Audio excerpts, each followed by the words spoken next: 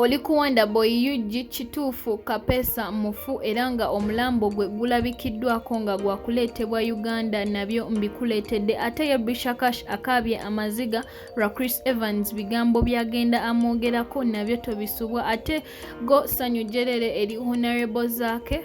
n'amalala agasinga kawo tugasubwa. Twebazaako mu mwenna ba subscribers baffe mwenna namwe mwenna abalikinga videos zaffe nti kyemukola kyamaanyi nawe ate na subscribinga tukusaba osubscribing nga weeri enkola yaffe wano kuwanda boy UG mbadde nkusaba ompere video eno kalike tusobole okweyongerayo era nga titunageeyongerayo bo ba Biva Organic bagamba go wenna ayina endwadde ez'enjawulo jangu bakujjanjabe oterere era nga osobola okubakubirako ku namba yaabwe eri awo wansi wamu ne Haji nga aina obubaka bwayagala okubawa. A'udhu billahi minash shaitani rajim. Bismillahir rahmanir rahim. Alhamdulillahi rabbil alamin. Assalamu alaikum wa rahmatullahi wa barakatuh. Gwe ali ku mukutu guno gola basi mulala ye Haji Sulaimani Kivumbi omusomi w'eddwa kola ku bizibu by'abantu ebyenjawulo omuli ebizibu ebya business endwadde eziganyo okuwonesa tegerekeka ngoma zigamerere eri Brisher kash era nga ye bambi wetwogerera essaawa zino ali mu nnaku olw'ensonga yekokola Chris Evans ng'agamba ono ye yamukozesa ebintu bye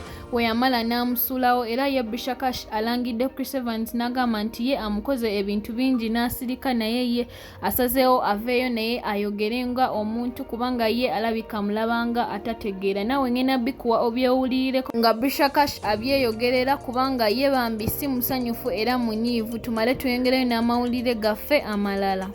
Brisher kash china musomooza busomooza nti omuwala nga Mary Bato kuba nti ate akukubyeke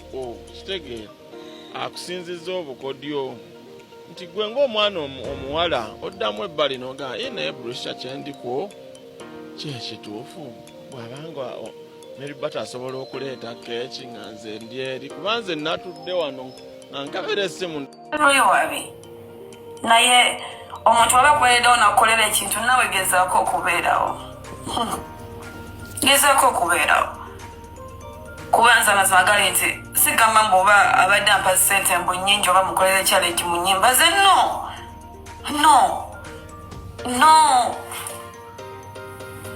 ngaza mugamba kati waneno bro wano Chris kibulawo challenge tukole bati etambule tukole kino kwata ka video kano kakubeeremu kateke ku media zo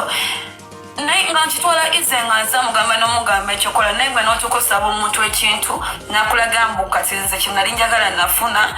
tokyalina kyongasa naye kati ekinyumira nze ng'omuntu ekirungi oluyimba lwe lwatambula so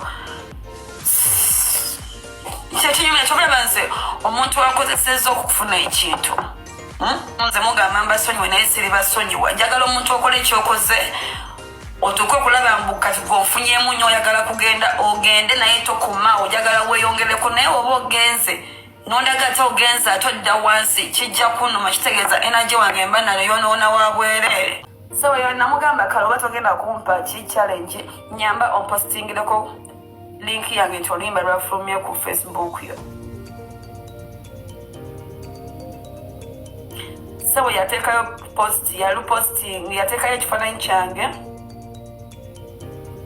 ate link gye yateekako eya YouTube yateekako oluyimba lwabwe olwatubbale mutima ne neebuuza opostiza kifaananyi kyange kitambuza link yo ate ebyo nga tubitadde ebbali photographer kapeesa ono nga tiktoker ye bambi Kitufu amazima gavuddeyo era nga abantu balabyeko ku mulambo gwe era nga gugenda kuba guddizibwa mu Uganda essaawa zonna era nga Kitufu ye bambi yafa era abo bonna abadde bagamba nti eno ebadde stanti nga bagamba mbu ye kapeesa mulamu bambi ebituufu biri nti ye kapeesa mufu era tusaba omwoyo gwe omukama agulamuze ekisa era ne famire ye agigumye bambi era nga ngenda kulekerako omukolo gwa honorable zaake naawe ogwerabireko naki ekibaddeyo mwebaleke okumira kuwanda boy UG tubagala nnyo omukama abatukuumire.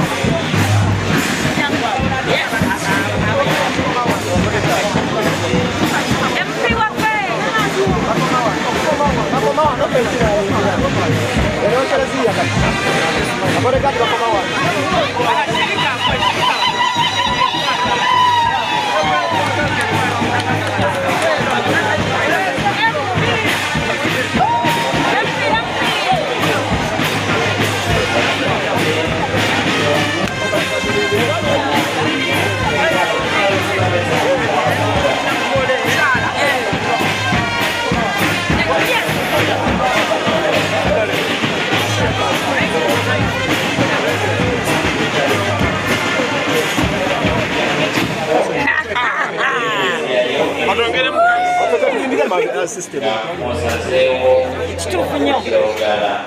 tukyagenda maaso omulabi waffe omulungi twagala kujjukiza nti kuba bridesmen bebayita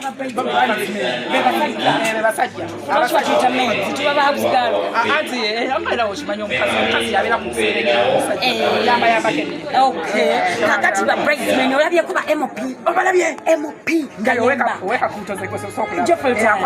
ne bakwano babenjawulo n'olwensonga ebaneti chiri wano tuli mu kyakanda